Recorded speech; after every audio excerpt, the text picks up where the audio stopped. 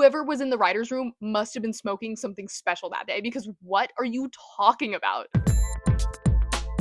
Hello, my wonderful divas. Welcome back, or welcome to my channel, where I have been MIA for months. So sorry about that. I have been the sole editor of my sister and I's shared channel, where we've been doing a Tamagotchi life series almost weekly, and that's been a lot for me to edit. Fun fact, editing gameplay, not very fun. However, I recently watched the new Descendants movie and had to come back to my own lovely channel to talk about it. No, I did not dye my hair pink for this movie. My hair was pink before the movie came out. My inspiration photo actually going into the hairdresser was a photo of Bridget from Rise of Red, so shout out my queen. A disclaimer just getting into the video, I'm aware that this movie is made for children, and therefore I'm not going to review it as a Christopher Nolan film. I also don't really have the chops to do such things, but just letting you know, I'm aware it's made for kids, it's campy, and it's cute. I love Descendants, as you may know. I'm pretty sure I have a video about it. I wouldn't go watch it though. I have no idea what's being said in there. I don't know how well it holds up, but just letting you guys know, if you haven't seen me before, I love Descendants. I grew up with Descendants, so. Also, this will include spoilers. I think that was kind of given, but just letting you know. If you don't want to get spoiled, go watch the movie, or if you want to hear my spoiler-free review, I'll give it to you right now.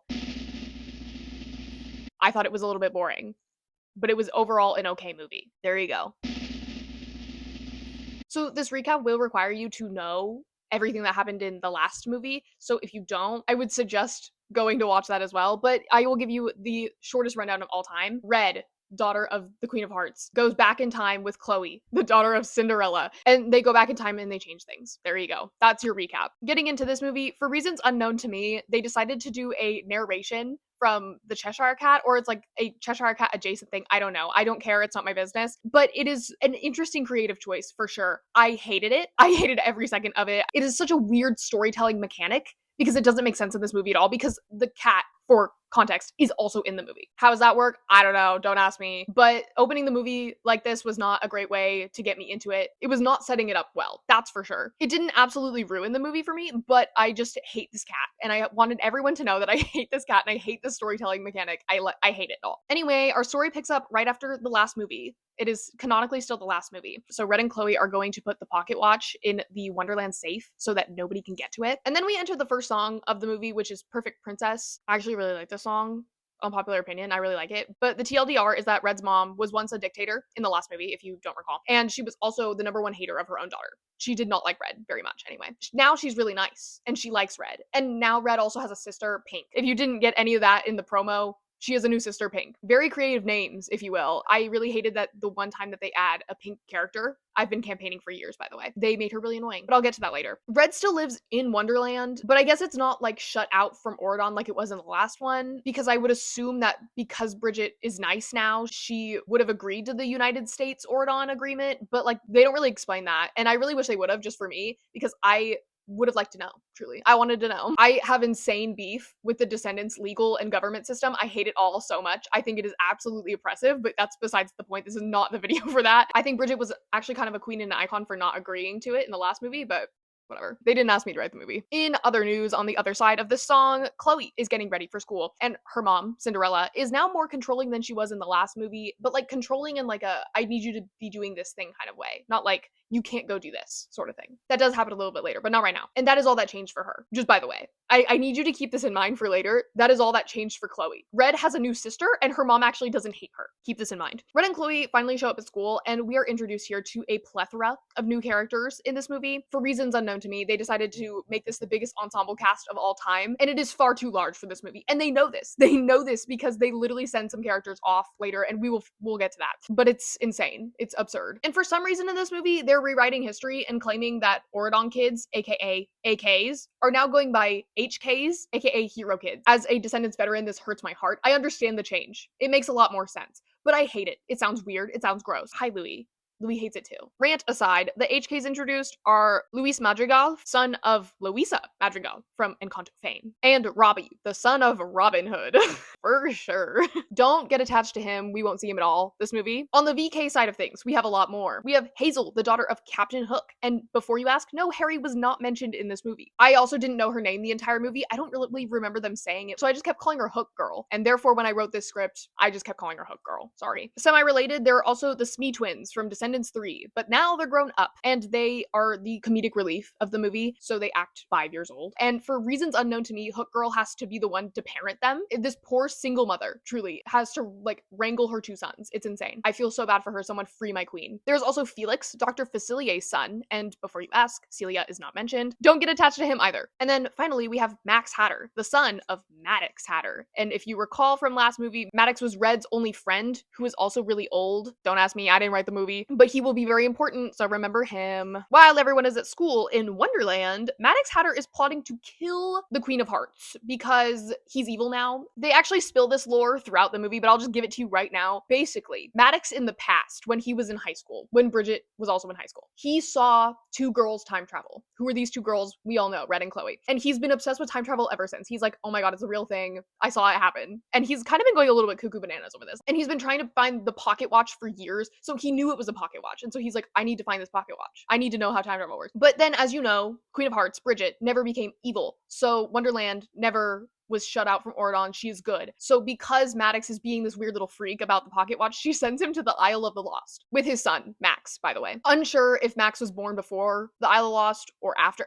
I don't know. Don't ask me, but just know that Max also lived there. Then, as you may recall from the 3rd movie, the Isle barrier is no longer there, so anyone can go to and from. And so because of this, Maddox gets out of the Isle of the Lost, and Bridget allows him to come back to Wonderland under the condition that he's no longer weird about time travel and the pocket watch. She's like, you have to be normal, and you're allowed to come back. And so he's like, okay. Spoiler, he becomes weird again about the pocket watch. So we see him in his workshop, and he's working with the Cheshire Cat adjacent thing, the one that was narrating. Yes, I don't know if they're like partners in crime or if the cat is just there. Don't ask me. I did not care at all. But anyway, he's in his workshop and he has this device thing. We aren't really sure what it does. I still don't know to this day. In this particular instance, it shows him a photo of the pocket watch being in the vault. He doesn't know where the vault is, so he decides that his best plan for this is to hold Bridget hostage until she tells him where the pocket watch is. And he does this. He does in fact do this. He goes to the castle and Bridget's like, girl, I have no idea what you're talking about. And I honestly believe her. She would not know about this pocket watch unless she just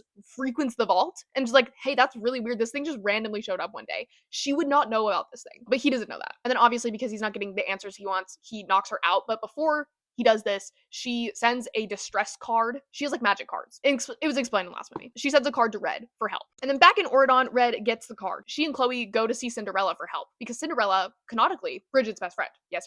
Fairy Godmother is also there too. I forgot about her. Sorry. But they go to them for help and they're like, actually, we need to consult the Oridon Council. I'm so sorry. Like, we cannot deal with this right now. And obviously, Red does not like this idea. So she just decides to go to Wonderland herself. Don't know why they didn't just do that in the first place. She's joined by Chloe, if you can believe it, because they're the 2 main characters in this film. Also Pink and every single other person that I introduced to you like a few minutes ago. Yeah, it doesn't really work, but that's besides the point. It's fine, whatever. They get into Wonderland and I'm pretty confident that the entire film budget was put into costumes and CGI, and it actually looks really good. So shout out to all the set and art department. You guys killed it. In this section of the movie, aka effectively the rest of the movie, they wander around Wonderland and sing songs. And I wish I was summarizing when I say that. They truly, that's all they do. I'm pretty sure this is supposed to be the time where you would flesh out your characters like via dialogue, but that doesn't really happen very well anyway. There's 2 main events that happen during this, and there are 2 instances where they're fighting something that is being magically controlled by Maddox from the castle, which is very Descendants 3 Audrey coded of them, which is not really the first thing I would pull from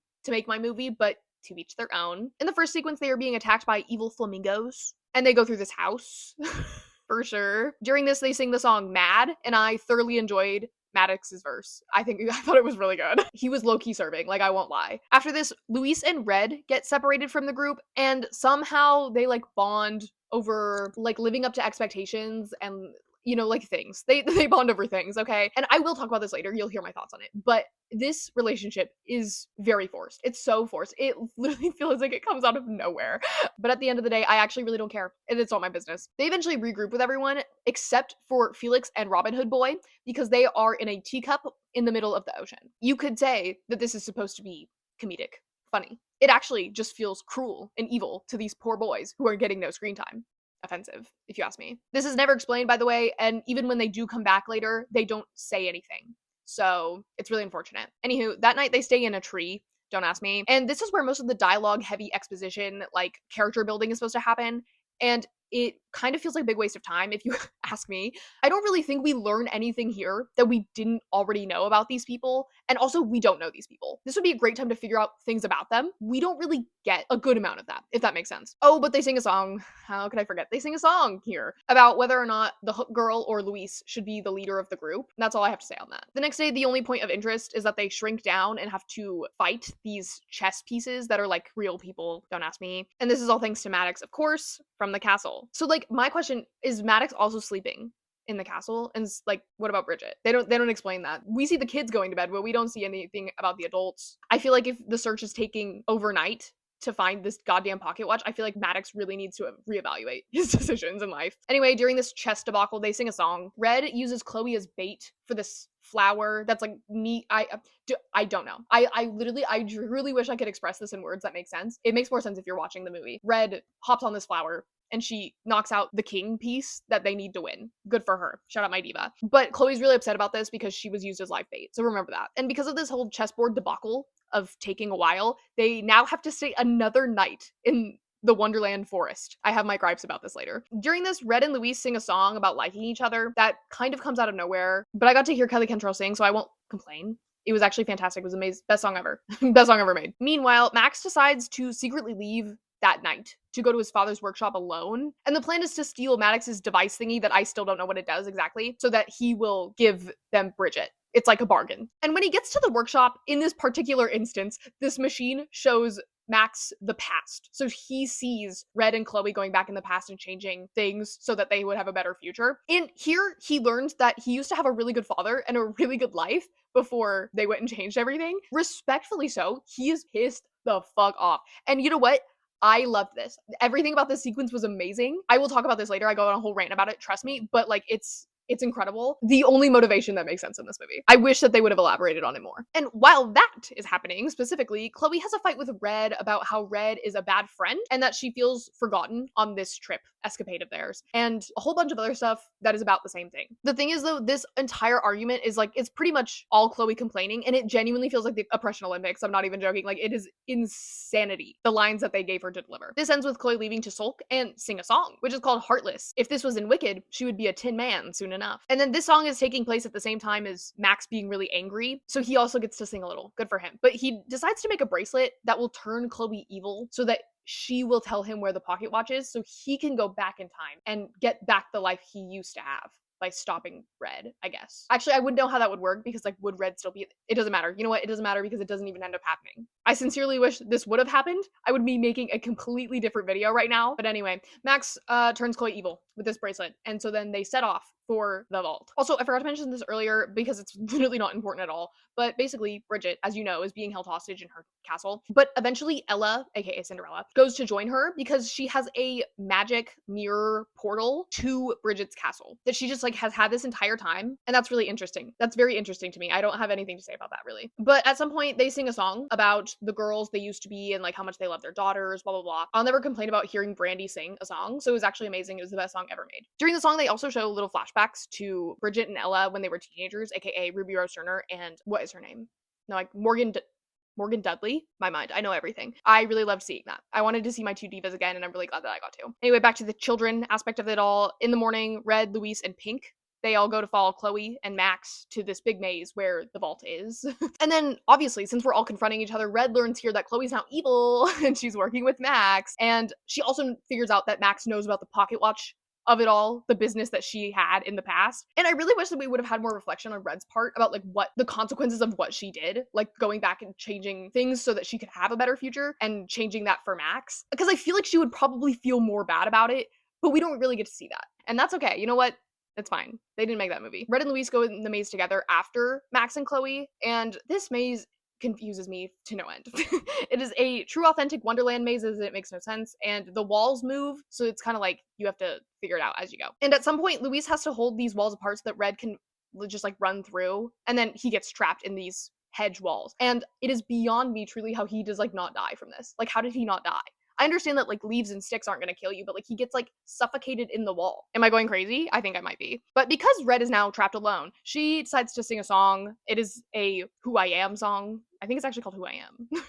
Something of that nature. The musical, like, I Am Who I Am song. I can't talk about it right now. I might get too bad, so let's not. But after that, she stumbles upon this box of her and Pink's, like, little treasures that they had when they were kids. And upon holding this box, she like gets a memory sent to her brain of her and Pink as kids. The science behind this is lost on me. I genuinely don't know how she gets a memory of a life she never lived, technically, but it's really not important because the movie does not address it. So we don't have to worry about it. She decides to call for Pink's help because she realizes that Pink is actually not that bad. She has like beef with her this entire movie, but then at this moment she's like, you know what? Actually, that is my sister. That is my sister that I've known and loved my entire life. Pink decides to eat this cookie. It was a cookie from later. It's not important right now, but it makes her grow huge like a giant. So she steps towards the vault area because it's in the middle of the maze, of course it is. And it crumbles the ground so much that the vault falls into the ground. It's like in Security Breach when everything was actually just underground the entire time. I really, really doubt that the Descendants Five Nights at Freddy's fandom has that big of a crossover for that reference to make sense. Now Red, Max, and Chloe are all scrambling for the pocket watch, and evil Chloe gets it first. Good for her. And she wants to use it to go to the future so that she can like be on top. Don't ask me, okay? It's not important. It doesn't end up happening. But she turns on Max, and so he's like, what the fuck? Like, what the hell? Like, I literally made you evil. What in the world? Then Red apologizes for being a bad friend, even though she's only known Chloe for like 5 days. It's not important. The movie doesn't address it, therefore it's not important. And Chloe is so moved by this that she takes off the evil bracelet and breaks it. So now she's good again. That is how this movie works. Red then takes the pocket watch and she throws it into this, like, I really don't, it's giving like Ender Portal. That's truly what it's giving. We are to assume that we will never see this pocket watch again. It just goes into this portal thing and we'll never see it again. They don't address this further, so I guess it's not important. Also in this whole debacle, Red and Chloe saved Max from like this statue falling on him, so now they're all good. They're actually on great terms and everyone's friends again. Really beautiful, amazing. And while that was all happening, Pink, who is still a giant, she saves everyone else from wherever they were, and she brings them to the castle, and they all storm the castle and trap Maddox in a chandelier. And finally, thank God, we have reached the end of the movie where Bridget throws a tea party and everyone reunites from their big escapade. And they sing a song. Of course they do. There's also a third movie bait where Pink finds a glowing thing in the treasure box of her and Red's things. I don't know what this could possibly entail. That's not my business to know, truly. Quite frankly, I don't care. After that wonderful recap, we have now made it to my review on the movie and my thoughts. My main critique is that it was unfortunately a little bit boring, and the plot was not very engaging most of the time. At no point did I think Maddox was actually going to win, or that the kids would fail, or that the people who were mad at each other would not make up. I thought Maddox's ambitions were okay. They were pretty lackluster, but like they were on par for a Descendants movie, so I will take it. I think Max's plot of like not wanting to be like his dad and having this turmoil once he learns about what Red and Chloe did about changing the past and the life he no longer has, genuinely that was the most compelling part of the movie. It was fantastic. It was so good. It is beyond me why they did not make this the plot of the movie and figure it out from there. It would have been so much better. So much better. Truly, like, there's so much you could do from that. And of course, they don't present this part of the movie till the end, where nothing of that sort has time to happen, which is very sad. I was very dejected once I realized that it was never going to happen. And I truly envy the timeline where this movie was made instead. I bet they're living a really wonderful life over there. I think this plot point was truly the only interesting and new thing added from this movie. I've actually mourned the loss of it every day since I've seen the movie. The more I think about it, the more sad I get. If someone wrote a fanfiction of that happening, it's not like I wouldn't read it. I'm not really tuned into the online Descendants discourse, so I don't really know what people thought about the movie, but plot-wise, this did not really land for me. And I have a little side note on the pacing of the movie. It is beyond better than the last movie. Oh my goodness, I cannot stress this enough. They fixed that better than I could have ever imagined. It feels like a movie. The ending is not rushed. Narratively, it all makes sense. I could not ask for more. Unfortunately, I think that the middle of the movie just drags for the sake of runtime. Like, it feels like they didn't have enough stuff for the Wonderland exploring parts, and so they were like, just add another song, add another day. It felt like they had to hit a time quota of an hour and 30 minutes, and they were like, well, we'll figure it out. One thing I really did like was the acting / the actors in this movie. To be fair, it was Disney Channel acting. It was like fantastic for what it is, you know? My diva, Kylie Cantrell, love you queen, was obviously the highlight of this movie because of personal bias. Unbiased, however, I thought that Leonardo Nam was an absolutely phenomenal standout in this movie. He was so good as Maddox Hatter. You could say maybe it's because he's like older. He can act better than a bunch of like 20-year-olds, but like, hey, who cares? He put on that damn hat and stole the show. And I thought that was really beautiful. I thought it was really annoying that all of his villainy takes place in the castle away from all the children, because I think facing his son, who is like actively like kind of working against him would have been a really good dynamic, but that didn't happen. Instead, they took the Audrey Descendants 3 approach. Personally, I think this is lazy writing, so it's not really his fault. Obviously, I really hope that I never have to see this plot point in the future again. Thank you. Similarly, I also really like Max as a character. I didn't really talk about him much in my recap because there's not much that we learn about him that we don't already kind of know anyway. I really think that his relationship with his dad probably could have been fleshed out a little bit more, like current timeline wise. We know it's bad compared to what it used to be, but I think that probably would have helped fleshing him out more truly as a character. But nobody got fleshed out as a character, so it's fine, I guess. As you know, I thought his ambitions were the only strong part about this movie. And I really hope that they work on that for the inevitable third movie. And then I thought Luis's character was kind of confusing, especially given that, like, that's not how Encanto powers work. We all know this. This is not a plot point I have to explain to you. His romance with Red, in my opinion, comes out of nowhere. It doesn't make any sense. I'd argue he had more chemistry with the Robin Hood boy. That being said, I'll never complain about a Latin influence being added anywhere in life. So overall, I'm very happy with his addition. I hope they give him something else for the next one. Kiara Romero, or the Hook Girl, if you will. She was another addition I really liked. They gave her all the good one-liners in this movie. Nobody else had any. Her parenting the Smee Boys was actually really funny. The Smee Boys was a very odd addition to me. They did absolutely nothing in this movie. The movie would not change if you remove them. I'm not even sure if they have a full line of dialogue together. The same could be said, unfortunately, for the Robin Hood boy and Felix. I truly wish I had something to say about them, but they're not even in the movie. It makes me feel really bad, and I'm sending them thoughts and prayers. Chloe was very annoying in this movie. I assume that was the intention. I don't know, but oh, she pissed me off this movie. Her primary problem is that her mom is not like how she was as a teenager. And she's also mad that Red, which canonically is a girl she's known for like 5 days, just by the way, is being a bad friend. This is an insane writing choice. Truly, like, whoever was in the writer's room must have been smoking something special that day, because what are you talking about? She truly complains about everything in this movie. There's not one thing where she's not throwing a tantrum over something. And the thing is, it would be a lot easier for the audience to understand like why she feels this way if they would ever express it in a way that made sense, or where she wasn't competing in the Trauma Olympics. Someone put me in the writer's room. I think I can fix this problem, okay? It's really not fun to watch. It was not a fun thing to watch. And I really, really hope that they fix this going forward, because I cannot sit through another movie of this. Evil Chloe, at the very least, was way more palatable. She had ambitions, she had goals, and I loved that. She also looked incredible. That wig was eating. In a similar vein, Pink also got on my nerves, but by the end of the movie, I actually didn't really care enough. And I realized that, you know what? It's actually a children's movie. It actually doesn't matter. Shout out her. Shout out Liamani. What a diva. Now, because this is a Descendants movie, they have songs. Every Descendants movie has songs. So I'm going to give you my thoughts on every song. If you want, you can skip this. It's probably not really important. As I said, Perfect Princess, I like that song.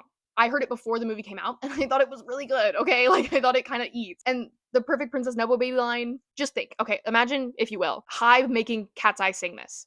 Everyone would eat it up. They'd be like, this is so cringe, but it's so good. But just because it's in a Descendants movie, you guys are saying it's bad. Narratively, I don't think this song really accomplishes what it's supposed to, like introducing us back into the world and kind of like moving the story a little bit forward. I don't think it does that very well. But I like the song, so it doesn't matter. Next, we have Mad. Maddox's verse was truly amazing, and the rest of it was just fine. The next is the Tree song. Oh, it's Did You Hear About Them? Thank you, Maddie, for writing that in. I had no idea. I genuinely never want to hear this song ever again. It is the definition of goof. It is so goofy in a horrible bad way. I was genuinely shocked, to say the least, when I heard it out loud. And I decided to go get dinner during this. I said, this isn't my business. And so my sister decided to sit there and continue watching the movie. And when I came back, she told me that Luis was on the floor and everyone was grittying around his body. That is not what happens. Okay, I went and watched the music video afterwards, but I really appreciate her for giving me that very funny visual in my head before I actually saw what happened. And then next is Dancing with the Enemy. I don't remember the song at all. I could not tell you what the song is about. All I know is that it's effectively Mad. They do the same thing that they do in that one, pretty much. For Once in My Life is the song that Red and Luis sing together. It's okay. I wouldn't go out of my way to listen to it, but it's fine. Girl I Used to Be is the song that Brandy and Rita Ora get to sing together. And narratively, I think this song is fine. I think it makes sense in the context of the film. I don't love it. Heartless, I did not mind, actually. I thought it was a good addition to the Descendants soundtracks of life. Unfortunately, now we have to talk about Who I Am. Who I Am, as you know, is a like finding yourself song. Musical theater, people will know finding yourself songs. It's like it happens in every single one. The one that this reminded me the most of was My Once Upon a Time from Descendants 3. I think that song is really goofy,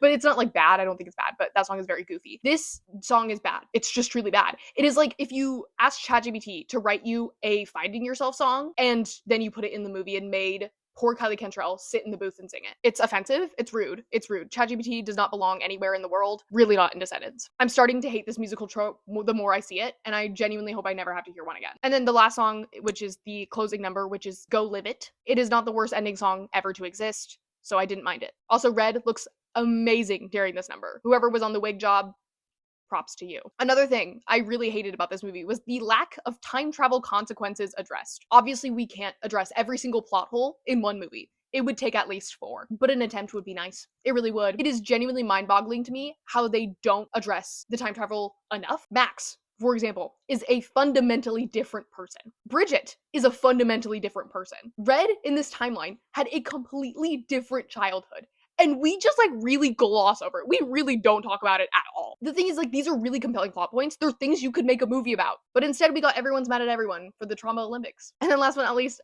one thing I loved about this movie, loved, is that everyone is gay. The gay undertones in this movie are off the charts. It's incredible, actually, how much you can put in one movie. I'm not sure if this was intentional. I doubt it was, knowing Disney's track record, but it's hard to deny, truly. It made sitting through this movie way more worth it for me, that's for sure. You could easily make a queer analysis of the Descendants franchise as a whole, but this movie is on another level, I tell you. I applaud whatever creative decisions were made in this department, whether intentional or not, by who, don't care. It was incredible. Thank you for your service. I really appreciate it. And then finally, I have a little section compared to like all the other Descendants movies. I think this one was probably the worst in terms of engagement. As clunky as The Rise of Red was, it was at least way more entertaining. And I think I'm getting Stockholm Syndrome into liking it more. Like, truly, the more I think about it, the more I'm like, actually, it was amazing. The best movie ever made. I might have to make a video on it. Let me know if you'd like to see that, but I might make it anyway. It's hard to compare these movies to the OG trilogy because they truly feel like a separate continuity, but if I had to, I would say it's really similar to the third movie in terms of like story arcs and storytelling. I would probably put it in between the third movie and the second movie. For context, I hate the second movie with a burning passion. I never want to see the second movie ever again in my entire life. I fucking hate that movie. And given that, I would definitely watch Wicked Wonderland over the second movie any day. So actually, it wasn't that bad of a movie then. It was actually fantastic. Thank you so much for watching. I really appreciate it. Feel free to leave your thoughts below, but please be nice. I don't like moderating comments, so don't make me have to. Please check out my other videos, and I do apologize for the no uploads. Time has escaped me, like this movie. I'm probably gonna make a video about the new Camp Rock movie, so stay tuned for that. That'll be out when the movie's out. I don't know when that movie comes out, but check for a video for me. Please subscribe and like the video. It'd mean a lot to me, and that's all I've got to say. Bye-bye. Do you guys say bye-bye?